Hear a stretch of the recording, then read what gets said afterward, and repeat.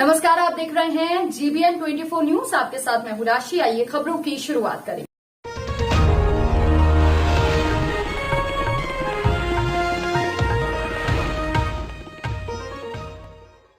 यह केंद्रीय बजट अगले 25 वर्षों के अमृतकाल की नींव रखने और अर्थव्यवस्था की खाका देने का प्रयास करेगा।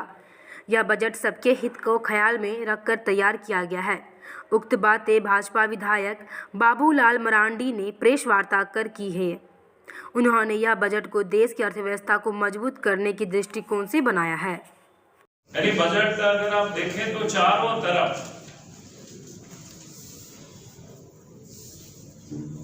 रोजगार के किस प्रकार से सृजन हो सकता है और देश अपने पैरों पर कैसे खड़ा हो सकता है, उसकी पूरी तरह से बजट को से ये भी रखा गया। हर क्षेत्र में अगर जिस भी क्षेत्र को आप देखें, इंफ्रास्ट्रक्चर में आप सबने देखा कि काफी बड़ी रकम उसमें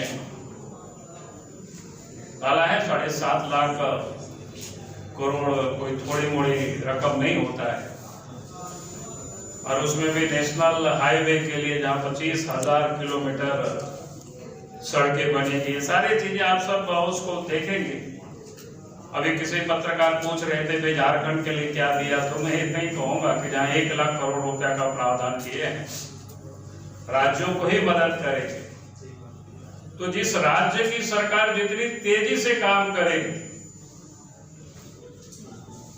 राज्यों के विकास में, उस राज्य को भारत का एक बजट है। और वास्तव में बजट मैं कहूँ कि आत्मनिर्भर भारत और रोजगार सृजन का भी एक बजट में सब कुछ चारों तरफ से दिखाई पड़ता है। और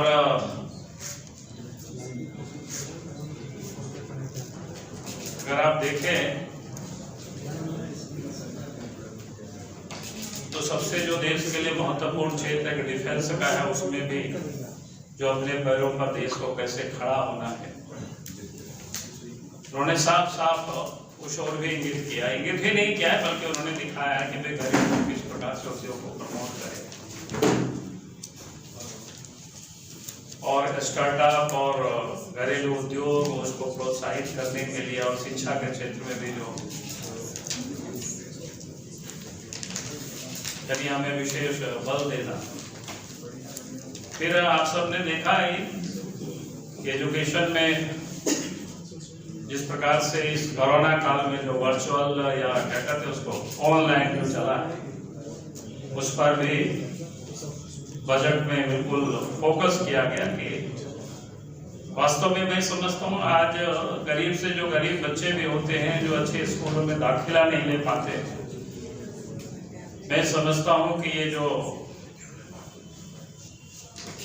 क्या कहते हैं डिजिटल या एजुकेशन में भी कुछ और बढ़ेंगे तो निश्चित रूप से देश के हर बच्चों को उसका भी लाभ मिल पाए। सरचार्ज 12 कारपोरेट सरचार्ज 12 घटा के 7% कर दिया, तो उद्योगपति मालामाल हो जाएंगे। अब करें, अगर काम नहीं खुलेगा, काम रोजगार के अवसर नहीं पैदा होंगे तो लोगों के जेब में कैसे पैसा आएगा, काम कैसे लोगों को मिलेगा। तो रोजगार के लिए अगर हम उन कॉर्पोरेट को थोड़ी हम रियायत नहीं देंगे तो फिर और काम कैसे करेगा, उद्योग धंधा कैसे बढ़ेगा, लोगों को हाथों में रोजगार कैसे मिलेगी। समझो भाई इस बात को। भारत में मैं कह सकता हूं कि गरीबी उन्मूलन पूरी तरह से हो जाएगी। शायद भारतवर्ष में कोई गरीब नहीं रह जाएगा, वैसा हिंदुस्तान बनेगा। और उसकी वो शुरुआत तो 2014 से ही कर दिए थे नरेंद्र मोदी जी ने, लेकिन इस बजट में फिर 25 को ध्यान में, अगले 25 साल को ध्यान में रख करके यात्रा प्रारंभ किए हैं। और मुझे लगता है कि विशेष कुछ करने के लिए नहीं है हमारे पास इस वक्त।